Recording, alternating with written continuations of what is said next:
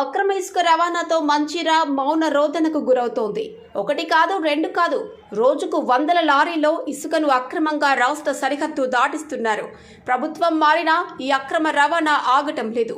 ఫలితంగా ఇసుకాసురులు రోజుకు లక్షల్లో ప్రభుత్వానికి దక్కవలసిన సొమ్మును జేబులో నింపుకుంటున్నారు. ఇసుక మాఫియాతో కొంతమంది అధికారులు కుమ్మక్కు కావడంతో జోరుగా దందా కొనసాగుతోంది. గతంలో అధికార బీఆర్ఎస్ నాయకుల అండదండలతో యథేచ్ఛగా ఈ దందా సాగింది. కానీ ఇటీవల అసెంబ్లీ ఎన్నికల్లో అధికార పార్టీ ఓటమి పాలైంది. కానీ ఇసుక మాఫియాలో తమకున్న పట్టుతో ఇంకా దందా కొనసాగిస్తున్నారు.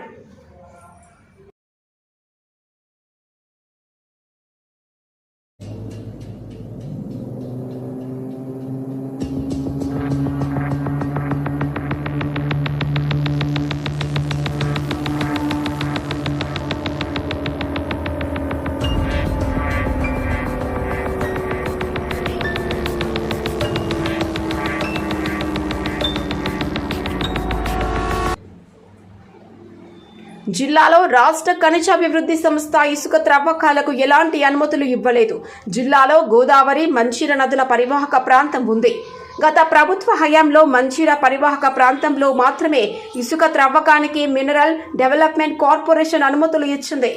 వర్షాలకు పరివాహక ప్రాంతాల్లో ఇసుక మేటల వద్ద దానిని తగ్గించుకునేందుకు, చెక్ డ్యాంల వద్ద ఇసుక మేటలను తొలగించేందుకు మాత్రమే అనుమతి ఇచ్చింది.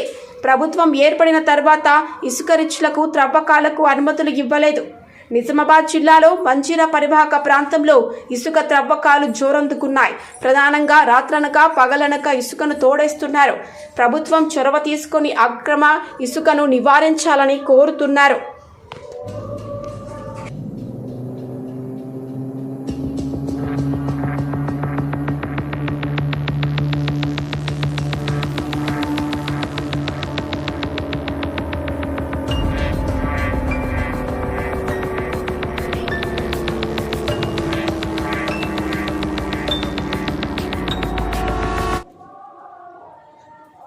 నిజామాబాద్ జిల్లా కోటగిరి, బోధన్, సాలూర మండలాల్లో ఇసుక త్రవ్వకాలు జోరుగా సాగుతున్నాయి.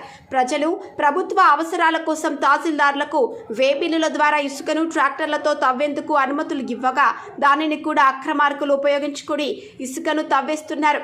నిజామాబాద్ మహారాష్ట్ర సరిహద్దులోని కొత్త మండలంలోని మందర్న, తగ్గెల్లి, హున్సాలో ఈ త్రవ్వకాలు జోరుగా సాగుతున్నాయి. వేబిల్లులు తీసుకున్నవి పట్టపగలే ట్రాక్టర్లతో మాత్రమే ఇసుకను తరలించవలసి ఉండగా టిప్పర్లను, యంత్రాలను పెట్టి తరలిస్తున్నారు. ప్రధానంగా ఇసుక మేటలు లేకపోయినప్పటికీ రైతుల పట్టా భూముల్లో కూడా ఇసుకను త్రవ్వే ప్రక్రియ నిరంతరంగా కొనసాగుతోంది. దానికి స్థానిక రెవెన్యూ అధికారుల అండదండలు ఉన్నాయని వెల్లువెత్తుతున్నాయి. కొత్తగా ఏర్పడిన సాలూర మండలంలో ఇసుక త్రవ్వకాలకు సంబంధించిన వేబిల్లులు ప్రైవేటు వ్యక్తుల వద్ద ఉండటం విశేషం. అధికారులు తనిఖీ చేసేటప్పుడు మాత్రమే వేబిల్లులు చూపుతున్నారు. రాత్రివేళ త్రవ్వకాలకు ఎలాంటి అనుమతులు, వేబిల్లులు లేకుండా జరుగుతోంది. ప్రధానంగా నిజామాబాద్ జిల్లా కేంద్రానికి మంచిర్యాల నుంచి ఇసుక త్రవ్వకాలు రవాణా జరుగుతోంది. కోటగిరి, బోధన్, సాలూర మండలాల్లో త్రవ్వకాలు జరిపి జిల్లా కేంద్రానికి తరలిస్తున్నారు. ఒక్కొక్క టిప్పర్కి బాముల వసూలు చేస్తూ స్థానిక రెవెన్యూ, పోలీసు అధికారులకు అప్పగిస్తున్నారనే ఆరోపణలున్నాయి. గతంలో కొందరు రెవెన్యూ అధికారులు, పోలీసు అధికారులు స్థానికంగా ఇసుక త్రవ్వకాల సందర్భంగా వాహనాలను సమకూర్చుకొని రవాణాలో పాలు పంచుకుంటున్నారనే ఆరోపణలు ఉన్నాయి. Hey there. Subscribe to my channel. And also press this bell icon.